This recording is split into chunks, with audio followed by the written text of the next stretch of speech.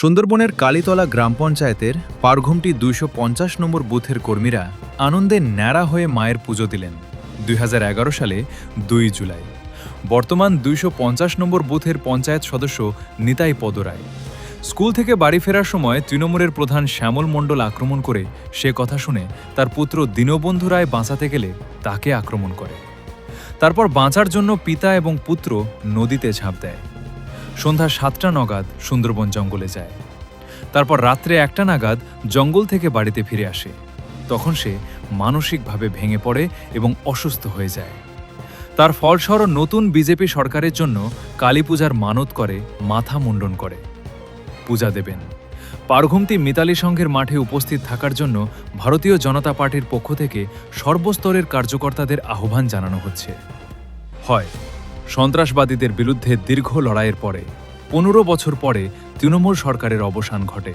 তার ফলে বিজেপি কর্মী নিতাই পদরায় তিনি মায়ের পুজো করেন। এই তৃণমূলের দুর্নীতি, অপশাসন, অরাজকতা সাধারণ মানুষ, বিশেষ করে বিজেপি মানুষ যারা করতো তাদের উপরে অত্যাচার, সেই অত্যাচারের বিরুদ্ধে আমরা আজ শান্ত এবং একটা সুস্থ সরকার পেয়েছি এবং এই সরকার পাওয়ার জন্যে সবসময় চিন্তা করতাম। তাই সেই সরকারকে আমরা পেয়েছি যে ভারতবর্ষের গোটা বিশ্বের। আপনি কেন ন্যাড়া হয়েছে? ন্যাড়া হয়েছি এই যে এই বিজেপি সরকার যদি আসে এবং এই অত্যাচারের হাত থেকে যাতে আমরা রেহাই পেতে পারি, তাই আমি এই প্রতিজ্ঞা করেছিলাম। সেই জন্যে যে মাথা নেড়া হয়ে এইটা তার কামনা করি। আপনার নাম? আমার নাম নকুল মণ্ডল। কোথায় বাড়ি? পারঘুমটি। ১৫ বছরে তৃণমূলের অত্যাচারে এই গ্রামের মানুষ অতিষ্ঠ হয়ে গিয়েছিল। আমফানের টাকা, আয়লার টাকার জন্য কালীতলা বাজারে ২রা জুলাই ওখানে আমাকে মার্ডার করার জন্য শ্যামল মণ্ডলের গুন্ডা বাহিনীরা আমাকে আমার আক্রমণ করে।